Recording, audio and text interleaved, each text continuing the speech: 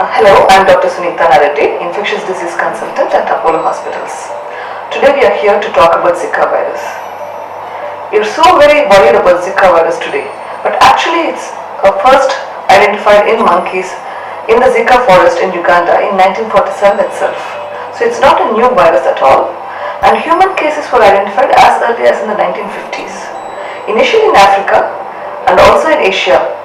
A huge outbreak of this was identified in 2007 in Micronesia also.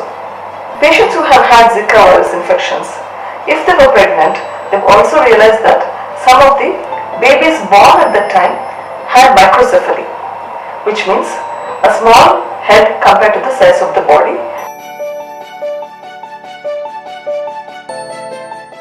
To know more about this virus, let's understand what this virus itself is. Zika virus belongs to the family called Flaviviridae.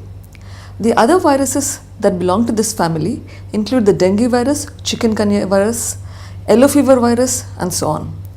We are all very aware of dengue virus and chikungunya virus, which is very prevalent in our country. Because all of these viruses belong to the same family, they are also transmitted by the same mosquito that transmits Zika virus. So if this virus goes into a new area which has the vector means the mosquito that transmits this virus, then the virus can survive in that area, propagate itself and spread in the community. So what are the symptoms of Zika virus? So the symptoms are usually like any other viral infection.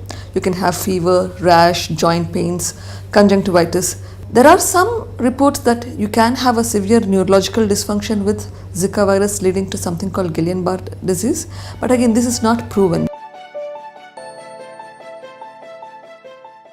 How do you prevent this infection from coming to you? Virus itself is transmitted through the mosquito. You have to prevent mosquito biting you.